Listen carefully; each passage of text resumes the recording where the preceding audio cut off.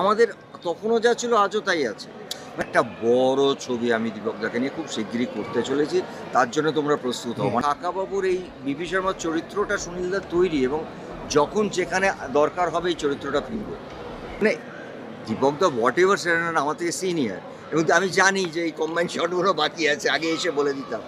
আর সমস্যাটা হচ্ছে যে সমস্যার কিছু না, আপনার এই মেন্টার জায়গাটা না, আমি বলছি যে একটা ছবিতে ও আমার দাদা, আমিও ভাই, এই সম্পর্ক বা আমরা দুজনে বন্ধু, এই সম্পর্কটা যদি অফ স্ক্রিনে না থাকে না, তাহলে ওই ক্যামেরায় ওটা ধরা পড়ে।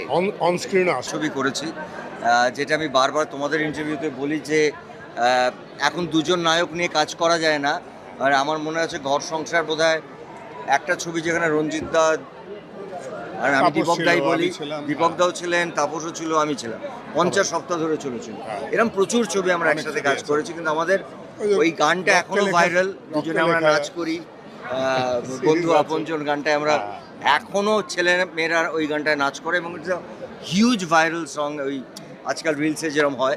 সো আমার কাছে এটা অফকোর্স, মানে আমার কাছে বলবো না, আমি বলছি যে আমাদের বিজয়নগরের হিরো এন্টার টিমের কাছে it was like first choice and only choice. কারণ এই চরিত্রটা বিশ্বাসযোগ্য করার জন্যে কাকাবাবুর মেন্টর এই মানুষটাকে আনার জন্যে এখানে আর কোনো অপশন নেই। আর দীপকদাকে গিয়ে আমরা যখন বলেছি তখন he was been always very sweet, and আমাকে 1 মিনিট আমাদেরকে সময় নিয়ে বলেছেন ঠিক আছে আমি করছি, আমাকে স্ক্রিপ্টটা পাঠা, ডিরেক্টরটাকে পাঠা, আমি কথা বলছি।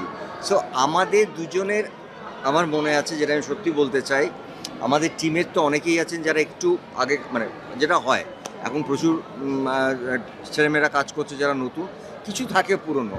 তো আমাদের দুজনের ফার্স্ট শটটা যখন দিচ্ছিলাম, এবং আমাদের দুজনের একটা খুব খুব একটা ভীষণ ইমোশনাল ইন্টিমেট একটা সিকোয়েন্স দিয়ে শুরু হয়েছিল। একটা ফ্ল্যাশ আছে। হ্যাঁ, সো সেই জায়গাটার সময় ওরা বলছে এই তো মনে হচ্ছে সেই আগের বুম্বাদা, আগের দীপকদা এই, এবং ওরা অনেকেই আমাকে সুভাষ এসে বললো আমাদের না চোখে জল এসে গেছে।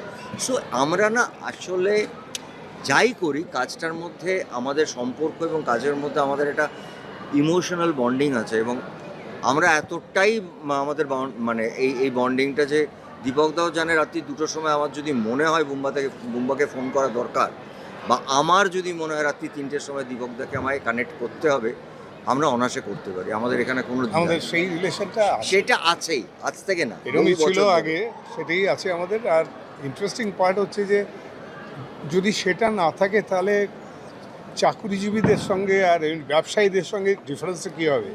ইমোশনাল আমরা সব গ্রুপ, যেটা আমরা যেভাবে থাকি, আমরা ইমোশনাল অ্যাটাচমেন্ট না হলে তো আর্টিস্ট হওয়া যাবে না। কাজে আমরা সেইভাবে আউটডোরে যাওয়াটাই কি মজা করতে করতে গেছি। তুমি আমার দীপকদা আমার গাড়িতে বসে মোটামুটি একটা ফুল স্ক্রিপ্ট শুনিয়েছি, পুরো স্ক্রিপ্ট শুনে। সো লাইক গল্প করতে এটাই আমরা করতাম, মানে কথা বলা, মানে আমাদের আগে সিনেমা নিয়েই আলোচনা হতো, গল্প নিয়ে আলোচনা হতো, স্ক্রিপ্ট নিয়ে আলোচনা হতো, দ্যাটস ইট।